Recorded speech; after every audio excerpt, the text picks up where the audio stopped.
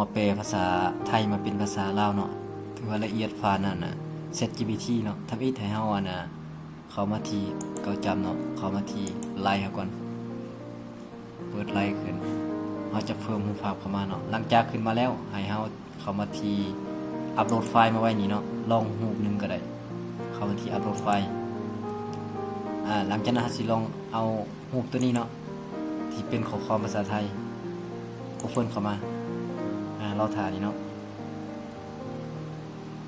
สำเร็จแล้วให้มาเข้าที่ล่าสุดที่เราอัปโหลดเข้ามานี่ตัวนี้เนาะหลังจากนั้นให้เราคลิกขวาเลือกที่เปิดด้วยแล้วมาเลือก Google Lock เนาะคลิกเข้าไป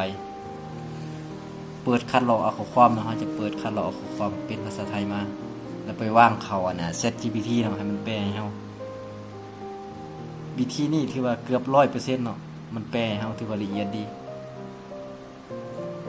นี่มันแปลออกมาแล้วคัดลอกให้เราออกมาแล้วใกล้แล้วโอเคเรียบร้อยหลังจากนั้นเรา copy ลงมาเลยเนาะเอาค่านี้เริ่มค่านี้ลงมานี่สังเกตการรวมตัวเนาะเราก็เริ่ม copy ค่านี้ลงมาเอามาฮอดนี่โอเคฮอดนี่หลังจาก select แล้วเลือกแล้วกด Ctrl C copy เนาะแล้วมาวางเขาพิมพ์คำว่า set GPT เนาะพิมพ์ C คำนี้เข้ามาแล้วก็กด enter เนาะเลือกตัวนี้ set GPT ตัวนี้กดเข้าไป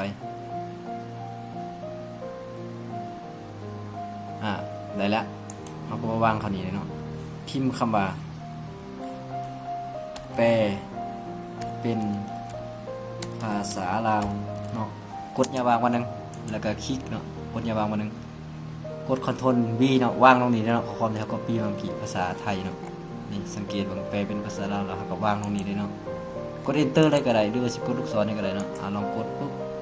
เราถ่าเดือนลงมาเบิ่งเนาะให้เดือนตัวนี้ลงมาได้เด้อคันเฮาบ่เดือนจังซี่มันบ่แปลให้เนาะนี่สังเกตว่านี่มันบ่แปลให้เฮาต้องเดือนลงมาเรื่อยๆเนาะมันจึงสิแปลให้เฮาปึ๊บ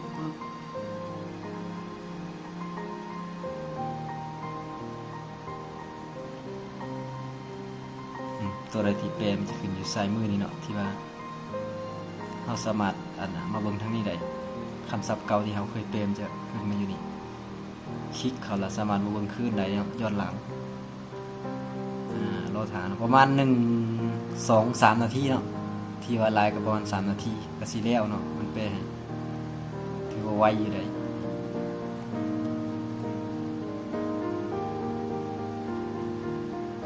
สิแล้วล่ะ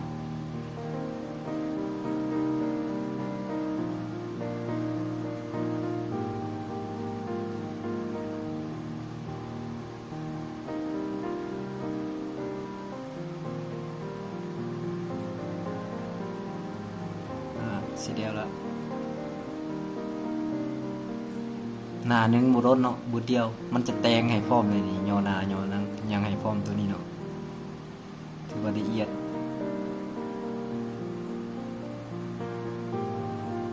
ให้มันเดือนลงมาเนาะตัวนี้เนาะสโกวา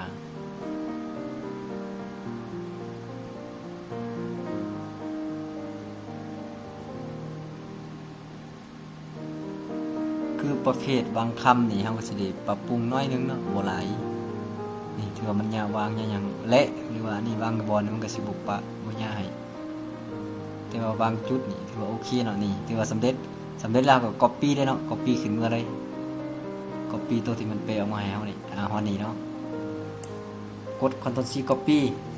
เปิดตัวใหม่ขึ้นมาวางไว้เลยเนาะ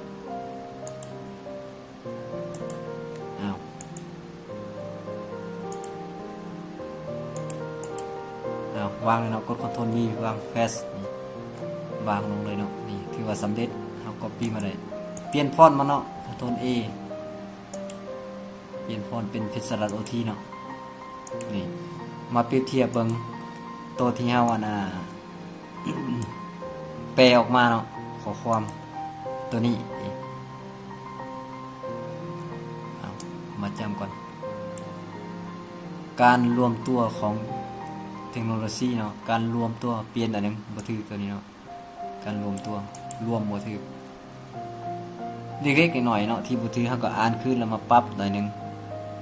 เทคเป็นเทคเนาะเทคโนโลยีอันนี้นี่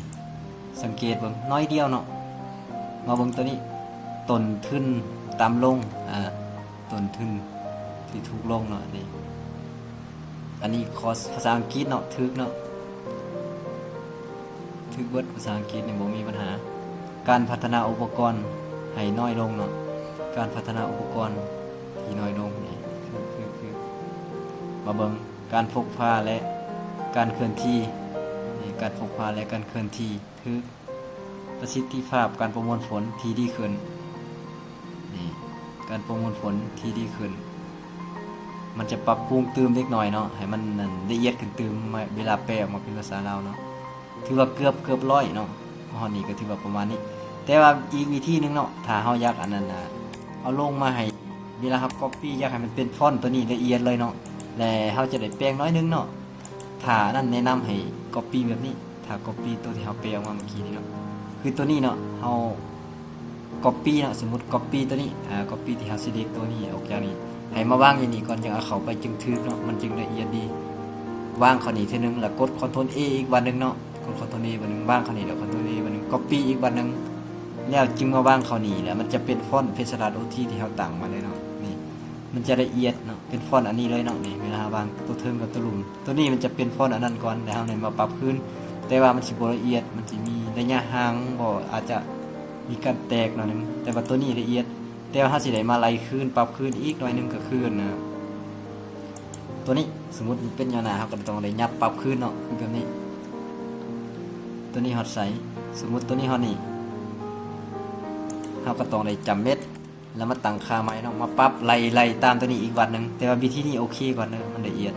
เฮาวางข้อความเนี่ยมันได้ในมาตรฐานกว่าโตเฮาวางเมื่อกี้นั่นนึงเนาะถือว่าประมาณนี้การนั่นน่ะเปภาษาไทยมาเป็นภาษาลาวผ่าน ChatGPT เนาะ